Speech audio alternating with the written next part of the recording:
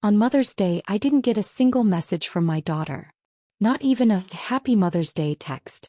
It wasn't until the next morning that she walked into my house carrying an old grease-stained cookbook and a mop. She dropped them onto my kitchen counter like someone tossing out yesterday's paper. "There," she said, shrugging off her coat. "That's your Mother's Day gift. You're retired now, so I figured you could use some practice in the kitchen.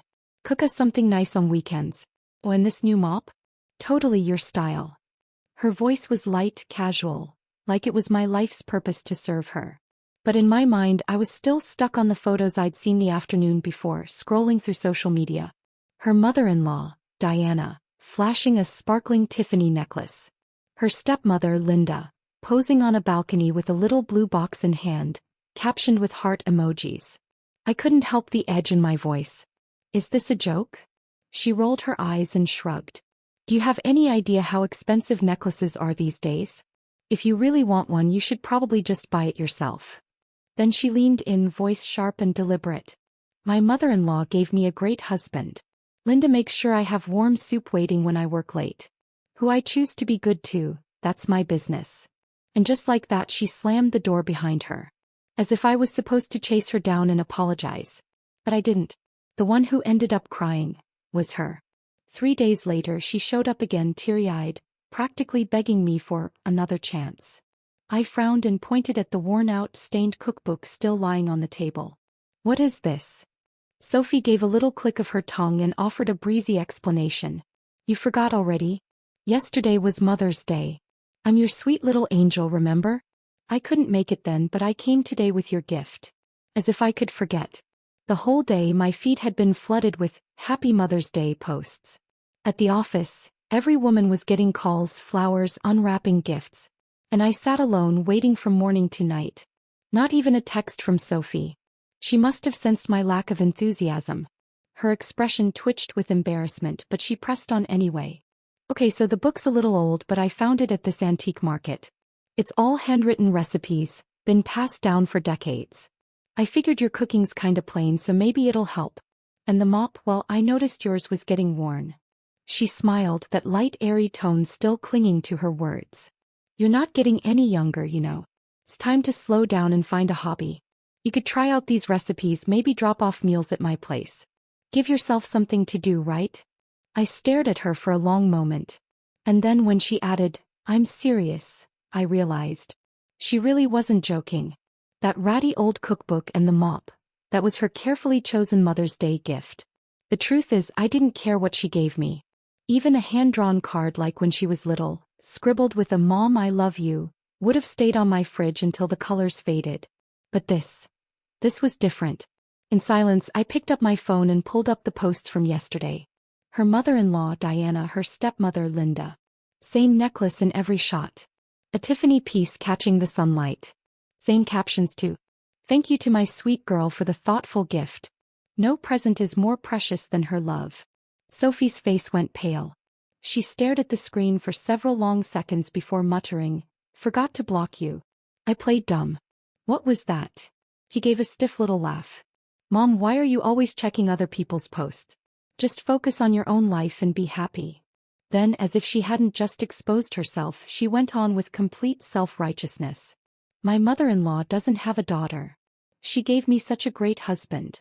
Of course I want to make her feel like she has one. And Linda, even if she's not my real mom, treats me like I'm her own. She even gave up having kids for me. One night I came home super late and she still made me soup. I still remember that." The more heartfelt she sounded, the deeper the sting of irony settled in my chest. I laughed. A cold, bitter laugh. "So, you bought Tiffany necklaces for them, and for me, your actual mother who raised you, it's an old cookbook and a mop? Don't you think, even just a little, that's wildly unfair?" "I'm your mother," I said, voice steady but lined with disappointment. "Do I not deserve something else?" Sophie's expression shifted instantly. Her tone sharpened. "Why are you always comparing? You're not broke, are you? You could buy that stuff yourself. Why should I have to?" Her voice picked up speed, volume, and venom. "Have you even thought about me? Do you know how much those necklaces cost? Even a cheap one's 5 or 6 grand. Since when did you start caring so much about money? Would you be happy if I drained every cent I have for you?" She sprang up, grabbed her bag and stormed toward the door. But just before stepping out she whipped around. No wonder Dad said you're impossible. I tried to do something nice and all you do is complain. I never should have come. Other moms would kill to save money for their kids. But you. All you care about is jewelry. All you care about is yourself. No wonder Dad left. No wonder you're alone. Her face had gone pale, her voice pitched so high it nearly cracked. But I didn't get angry. I was stunned. Speechless. To her I was just some washed-up woman a man had dumped. A failure. But she knew better. He was 10 when it happened. We were still living under the same roof. He saw it all. Richard had cheated, again, and I'd had enough. I could have stayed for the sake of giving her a whole family, but I didn't. I knew my boundaries. I wasn't going to betray myself just to maintain a lie. She knew exactly why we divorced. And today she chose to twist it, use it to humiliate me. After the split she chose to live with Richard. I didn't fight her on it. The agreement said I owed no child support, but I still paid for her tuition, her clothes, her summer camps, phones, handbags, driving lessons. Everything. When she got married I gave her 20 grand for a car. Every birthday, every holiday I sent extra money, even when she stopped answering my calls. No, I didn't need some fancy bracelet. But in that moment I felt humiliated. She said she was busy yesterday, but I'd seen the brunch photos with Linda, the cake-cutting selfies with Diana. She had time for them. But not even a text for me? She claimed jewelry was too expensive, but her own closet was full of $1,000 bags and new accessories. It wasn't about the money. She just didn't think I was worth it. Where did I go wrong to make her believe that her mother-in-law's childbirth or her stepmother's midnight soup meant more than a decade of unconditional love? But before I could speak, Sophie was gone, storming out again. And I knew her. This was the part where she expected me to chase after her, apologize, send a text begging to make peace. But this time I didn't. For the first time, it hit me with piercing clarity. My daughter had never really seen me as her mother. A full week passed. I didn't call. I didn't text. Until one night the doorbell rang. I opened it to find Sophie standing beside Eric. Eric had that syrupy sweet smile he always wore. He stepped inside and pulled me gently toward the kitchen. "Anna, did you two get into a fight or something?" he asked in a hushed voice. "She's been down all week and begged me to bring her so she could apologize." Then after a slight pause his eyes flicked away and he added, "Also, things are a little tight at my company. Just wondering if that friend of yours, the one who helps with loan guarantees, might still be open to that." But there was the real reason behind all this sudden warmth. He wasn't here for me. He was here for the money. Even though I was heartbroken over Sophie, it wasn't bad enough for me to cut her off. So I gave a small nod. "I understand." I glanced over at Sophie. Her lips were pursed, arms crossed, clearly unhappy, but there was a flicker of guilt in her eyes. She was my only child. I had spoiled her. And despite everything, some small part of me wanted to forgive her. Sensing my hesitation, Eric jumped in. "Come on, Mom, don't be upset. Sophie told me she regrets how the gift thing went down. She even said she wants to make it up to you, with something double this time." I sighed, about to say something, until Sophie cut in sharply. "What are you talking about?" she snapped. "Wasn't she the one who was supposed to apologize to me? Since when am I the one buying more gifts?" She turned toward me, voice cold and hard. "Double? Seriously? She doesn't deserve it. And let's not forget I was raised by Dad. She never paid a dime to raise me. I don't owe her a damn thing." Then she stepped forward, finger nearly jabbing at my face. "Don't you dare guilt trip me. I'm telling you now, never gonna happen. Figure out who's wrong first. Then we can talk about forgiveness." And with that she grabbed Eric's hand and stormed toward the door. But they didn't leave right away. They started arguing on my porch. I stood inside, unable to help myself. I crept toward the door. Sophie's voice was loud, annoyed. "Why are you sucking up to her? Why not save that energy for Linda or my dad?" Eric sighed. "Come on, babe, don't take it like that. I'm doing this for us, for our future. She's got money. You're her only kid. If we cut ties now, we're the ones who lose. Think about it. Buy her a $5,000 necklace, and she might give you a 15 grand watch in return. You really don't see the math?" Sophie scoffed. "You think I don't get it? Of course I do. She doesn't have anyone else. Who else would she leave it all to? I don't have to kiss up to her. She'll still give me things. If you hadn't dragged me here, she probably would have texted me tomorrow to apologize. Maybe even with a gift. I couldn't see her face. But her voice rang with absolute confidence, like she had the whole world in her pocket. Eric let out a short, uneasy laugh. Still, she's your mom. But Eric's words hadn't come from guilt or affection. They came from desperation. His company was in trouble.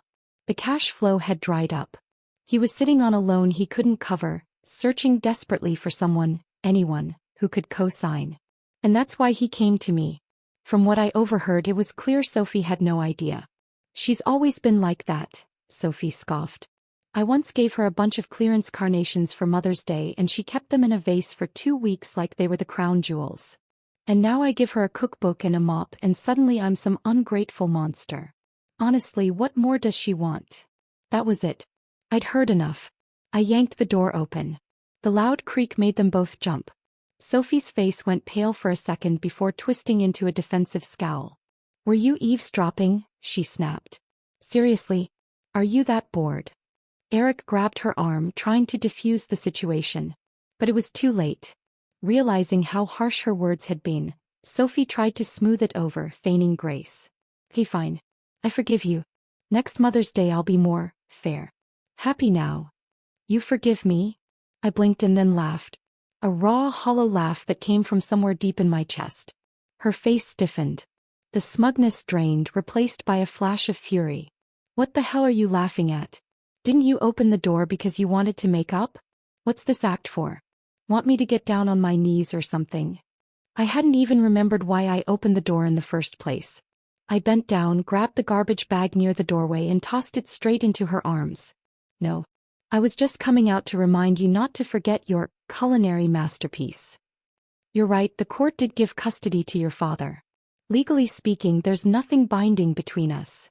You've got 2 moms now. Don't bother faking sentiment with me. It was the first time I'd ever spoken to her like that. Sophie's face went beet red. She was shaking with rage. Wow. That's who you are. You'd cut your own daughter off over a gift. Fine. You said it. From this moment on, I'm not your daughter and you're not my mother. You go your way, I go mine. But I didn't flinch.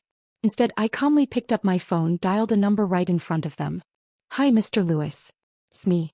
About that loan we discussed. I've thought it over. I did a bit of background on Eric's company. The risk is too high. I'm sorry, but I can't put my retirement on the line. Sophie whipped her head toward Eric. Your company? What happened? Why didn't you tell me? Eric looked like he'd been struck by lightning. His face went white. I was going to tell you, once things stabilized a bit. Sophie didn't wait for more. Her hand came down fast. A sharp slap across his face. I told you only smart investments. You couldn't make a decision to save your life. Expansion? Who the hell do you think you are? But it was already too late. Then she turned back toward me, slipping into a tone she thought might work. That syrupy, familiar voice. Mom, don't be like this. I'm your only daughter. If you won't help me, who else can you help? Okay, the Mother's Day thing was my bad. But this loan, it's serious. We really need it. If you don't help us, this relationship, it's over. I looked at her, calm as ice. My voice was flat. Over? You've got the timeline wrong, Sophie. Our relationship ended when you were 10. From then on, it's been me deluding myself. Me, letting you walk all over my dignity. Don't worry. I won't bother you again. And I hope you never show up at my door again either. And with that, I shut the door in her face. She started pounding on it immediately, screaming, "Open this damn door. I'm your daughter. You can't treat me like this. You'll regret this." I didn't answer. After a few more thuds, she grew tired. Then she shouted, venom dripping from every word. Fine. I'll go to Linda. She'll help me. She gave up having kids for me, remember? Don't come crawling to me when you're old, paralyzed, and need someone to take care of you. Even if you drop dead, I won't claim your body. One final kick slammed against the door. Eric tried to hold her back, but she yanked free. I walked out onto the balcony and watched as they stomped off down the sidewalk. A smirk crept onto my face. Sophie, just wait until you find out. Linda didn't skip having kids for you. And you're in for a hell of a surprise. For nearly 2 weeks I didn't contact her. No calls. No texts. But I knew everything that happened next. My old friends knew just how much I'd done for Sophie. I paid for her wedding, pulled strings to get her jobs, dropped everything to drive medicine to her when she had the flu. To them, Sophie was practically my second skin. So when she walked out that door, the news came back to me quickly. Turns out, the first stop after leaving my house was Richard's place, along with her real mom, Linda. Linda had just received her Mother's Day bracelet. Of course, she greeted them with a glowing smile. But as soon as they stated their purpose, the mood shifted. Linda fell silent, then forced a polite grin. "You're a little late," she said. "We just committed all our cash. Even borrowed from the bank. We're stretched thin. Forget money, we can't even co-sign right now." Sophie, usually so arrogant in front of me, didn't even dare raise her voice. She stared at her shoes and muttered, "I know it's a big ask. I shouldn't have come." After being turned down there, they made their way to Eric's mother, Diana. Diana Moore was no soft touch. Widowed young, raised 2 boys by herself, built a thick skin through hard years. She didn't fake smile like Linda. The moment they walked in, her eyes narrowed. "So that's why you gave me that bracelet," she said, rolling her eyes. "Didn't realize it came with a price tag." He waved a hand, dismissive. "That money's for Jack's house. Don't even try it. Handle your company yourselves." Slam. One door shut. Sophie stood frozen, mouth slightly open as if trying to form a response.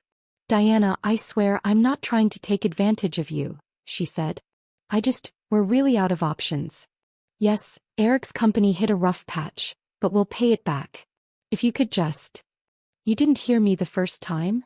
Diana dropped her water glass onto the table with a loud clack, rattling the coaster underneath. "My money is for Jack. Eric insisted I invest in his little project. Now he's tanked it and expects me to clean it up. If you think that bracelet was a trade, here, have it back." She unclasped it mid-sentence and tossed it onto the table with a thud. "I've been around too long to fall for this. You're not the first and you sure won't be the last. We're done here." Sophie didn't move. Her face had gone completely white. She was still trying to hold a smile at the corners of her mouth, but it wouldn't come. "Are you really not going to help us at all?" Her voice trembled, not from sorrow but from anger she could barely contain. "I treated you like my own mother." Diana let out a sharp laugh. "Your own mother? Honey, I'm not your mother. I'm your mother-in-law. When have you ever really treated me like family? From the beginning it's been about my money. Now you need something, suddenly I'm mom? Isn't that a little late?" Landed like a slap. Sophie froze for a few seconds, then turned and stormed off without even looking back at the bracelet. Eric was waiting by the car. He opened his mouth to ask something, but Sophie climbed in without a word, slamming the door, firing up the engine and peeling out in one seamless motion. Inside, Diana just shook her head. "Do they really think I've lived this long and can still be played by a couple of amateurs?" After the failed money grab, Sophie went silent for 2 weeks. I thought they might finally be backing off. But it wasn't Sophie who came back. It was Eric. That evening, as I was wiping down the kitchen, my phone buzzed with a text. "Grace, could we meet? Just me. Alone." He didn't mention loans, didn't mention Sophie. Just talk. I replied with a single line. "Tomorrow, 2 p.m. Sandy's Cafe." It was a quiet local coffee shop 2 blocks from my house. Perfect for a conversation without theatrics. He arrived early. Dressed in a casual blazer, hair slicked back with gel, every detail carefully arranged. He stood up as I walked in and pulled out my chair. "Grace," he said with a practiced smile, "thank you for meeting me." I didn't return the smile. Cut to the point. "What do you want?" He swallowed. "I know you're disappointed in how we handled things. I'm not here to make excuses. I just wanted to ask if there's still any room for reconsideration." "By reconsideration, do you mean me co-signing your loan, or wiring the money straight into your account?" I asked flatly. He hesitated. I didn't mean it like that." I let out a bitter chuckle. "Didn't mean it? Last time you were in my house, it took you less than 20 minutes to calculate that a $5,000 necklace might land you a 6-figure inheritance. And now you're here talking sentiment." He looked down, silent. I pulled a document from my bag and tossed it on the table. Your company's 2023 audit report. I had a friend pull the data. 2 failed development cycles, breach of contract risk, frozen assets. I knew before you said a word. His expression faltered. If you'd come clean about the business going under, maybe I would have at least considered helping for Sophie's sake. But no. You two teamed up, made me the mark, figured I was easy pickings. You came to me knowing full well why. But did it ever occur to you, I'm not that mother anymore. Not the one who just says yes. He muttered, Grace, I didn't know what else to do. The banks won't lend and Sophie doesn't know the full extent. I had no choice. She doesn't know? I narrowed my eyes. Did you tell her you were coming to me? 2 seconds of silence. Then he shook his head. I nodded, folded the papers. So not only are you lying to me, you're lying to your wife while sneaking around for money. She thinks you're holding it together while you're out here trying to dump the fallout on someone else. If you really cared about her, you'd start by telling her the truth. Eric lifted his head, his tone changing. So that's it? You're just going to let us collapse? You know Sophie has no one else but you. If you don't help us, she'll lose everything. I stared him down. I didn't break her. And I'm not responsible for your recklessness. You chose to play with fire. I'm not the one who has to get burned for it. He opened his mouth again, but no words came. His eyes flicked to the audit report. Then he stood. I get it, Grace. You really are heartless. He walked out fast. Never looked back. I sat there watching his untouched coffee go cold. That night I read the audit report again. Then a third time. Lines in red jumped out at me. On brink of credit default. Core assets frozen. Failed financing rounds. But it wasn't concern that crawled up my spine. It was the realization that for years, I'd been nothing more than a line item on their spreadsheet. Emergency funds. Grace. No approval process needed. The next morning I called my attorney. I need to revise my will, I said plainly. He paused. As it stands, Sophie is listed as the sole beneficiary. Home, retirement accounts, contingency funds. Are you looking to revoke all of it? Yes, I replied. All of it. I want to create an irrevocable trust and remove both her and her husband from any inheritance rights. I understand. We can structure a living trust with a separate account for your personal expenses. What would you like to do with the remaining assets? I thought for a moment. I want to use them myself. And I want to set up a small community fund to support empowerment programs for older women. Excellent. I'll get started right away. When I hung up, I felt something shift. Like freedom was finally within reach, and all it took was a signature. In the following days, I revoked every access Sophie had ever been given. She had been my emergency contact at the bank, the backup on my property insurance. All done for her own good, I used to tell myself. Now I saw it clearly for what it was. A backdoor into my life. I even remembered something from years ago. It was right after she got married. Eric's first startup had tanked. They owed money, fast. Sophie called me frantic. Mom, can you help us with the balance? We're $4,000 short. If we miss the deadline, we default next week. I was in a hospital waiting room with a friend who was getting tests. Didn't ask questions.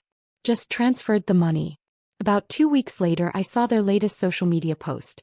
They were at a vineyard in Napa Valley, posing for a wedding photo shoot in brand new outfits. I didn't say a word. Didn't ask. Didn't get angry. I told myself young people care about appearances. Maybe she didn't realize that $4,000 didn't fall from the sky. But now I know. It wasn't that she didn't realize. It was that I taught her she never had to. I'd always cover for her. That afternoon, I sat in the kitchen and looked at a pencil drawing Sophie made as a child. She and I were holding hands standing on a rainbow. I got up, took it off the fridge and tucked it into a drawer. Not to throw away. Just not to keep lying to myself anymore. This relationship had run its course. I wasn't her item. I wasn't her emotional safety net. I was just an older woman trying to enjoy her retirement in peace. I contacted a realtor and listed my 3-story house. There was a seaside town nearby, quiet, charming. I'd stayed there for a bit and the landlord had once mentioned the cottage might go on the market. So I called, "Is that house still available? I'd like to buy it." The agent said, "Actually yes. We've had an offer, but if you're serious, we can run a quick appraisal." I didn't hesitate. I'll pay in full. Just as my life began settling into its new rhythm, I heard the news. Sophie had finally discovered Linda's little secret. She was already spiraling from the flood of overdue bills popping up on her phone. She'd started digging into Eric's company records, and the deeper she went, the worse it got. The finances were a swamp. Every step sank her further. She knew they couldn't hold out much longer. They needed help. But the last time she asked Linda for money still stung. So this time she changed her approach. No asking. Just a gesture. She decided to pay off Linda's next credit card bill as a surprise. Doesn't cost much, she told herself. Just groceries, cards, some makeup. She pulled out the old billing envelope Linda had casually handed her and logged into the credit card site. Tried Linda's birthday as the password reset. It worked. She opened the statement page, ready to screenshot the payment confirmation and accidentally run into Linda later. But then something caught her eye in the upper corner. Recurring transfers. Recipient: Celia Swan. Amount: $1,000. Frequency: monthly. Sophie stared at the name.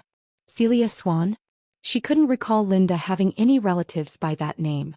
Scrolling further, she found more. Gift cards. Travel expenses. A purchase from the Tiffany website. The exact price of the bracelet Sophie had bought. Her heart pounded.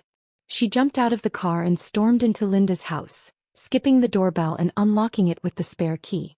Linda was in the kitchen making tea. She flinched at the sight. Sophie? What are you doing here? I just paid your next credit card bill, Sophie said, trying to keep her voice calm. Linda blinked, then smiled.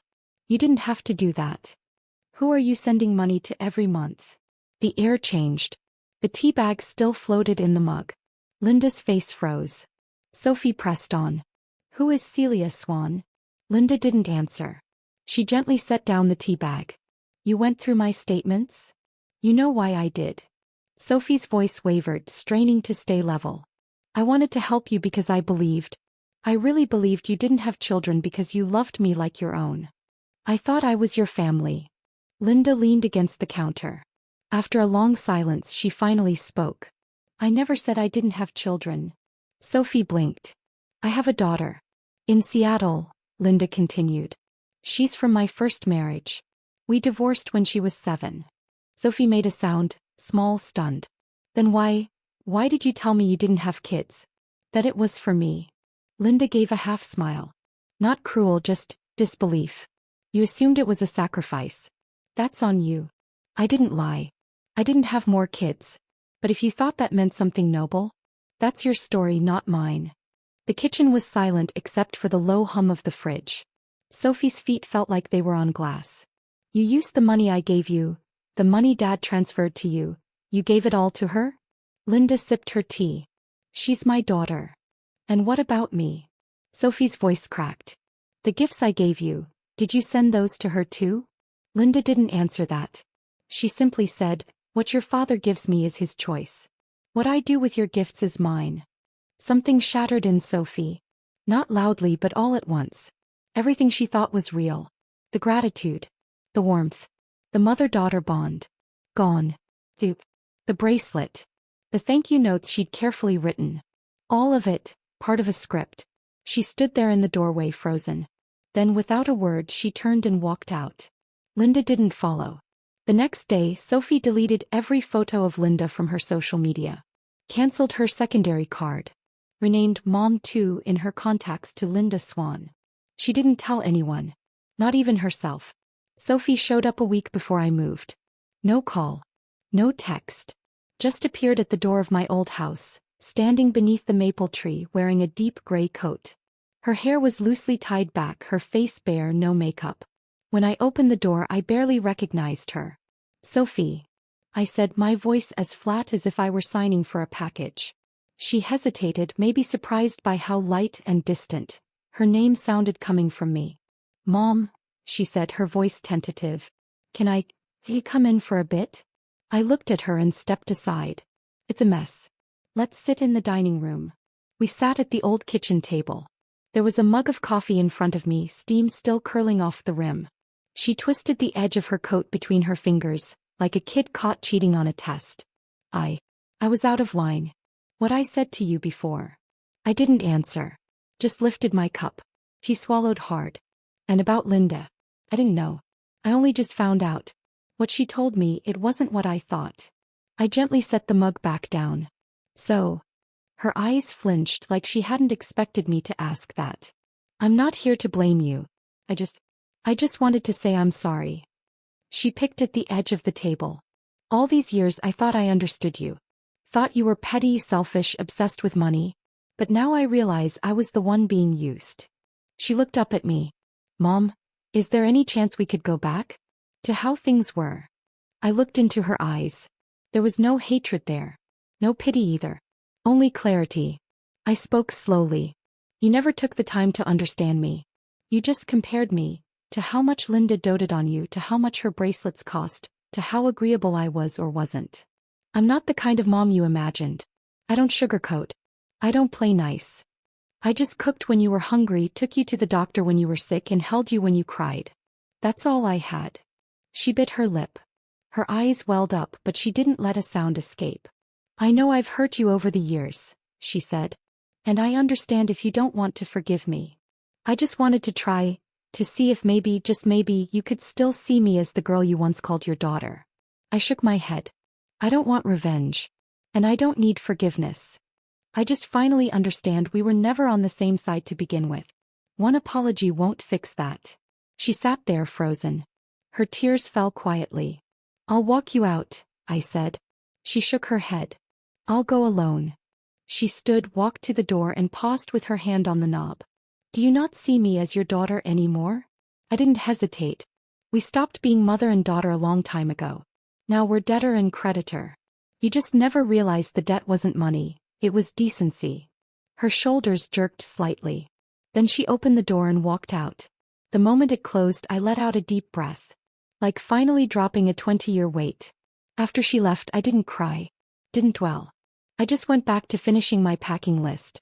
Fitted my things neatly into the new suitcase I'd bought. That night, I sent a confirmation to the realtor.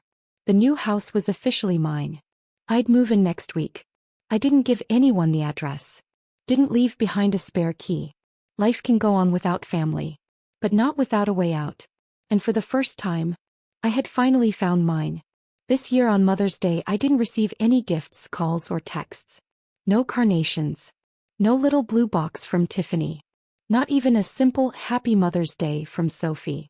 I sat in the kitchen of my new home, where the morning light slipped through the curtains and fell across the pale yellow tablecloth. The wall clock ticked steadily, tick, tick, tick, like it was trying to remind me, this is a day meant to be celebrated. But I didn't mind. Not anymore. It's been 3 weeks since I moved to this quiet seaside town. The house is small, single-story, 2 bedrooms. Just off the main street but far enough to be peaceful. The beach is a 5-minute walk away. There's a rocking chair I love in the living room, and the kitchen is spotless. Every item here was chosen by me. No one suggested how I should spend my money. No one told me what I needed. And best of all, no one here knows me. I don't have to be anyone's mother anymore. That morning I went to the market like usual. Picked up half a pound of fresh coffee beans, a few wedges of cheese, and a bundle of daisies. I had just gotten home and was setting down my groceries when there was a knock at the door. Mrs. Carter? The mailman asked. I nodded. You've got a handwritten letter. It didn't have a return address. My first instinct was to toss it. But something made me open it. Inside was a single sheet of paper folded neatly in thirds. The handwriting was slightly crooked, definitely not from an adult. Thank you for teaching us to put our own lives first. Every woman at the center said, if she could do it all over again, she'd want to be the kind of mother you are.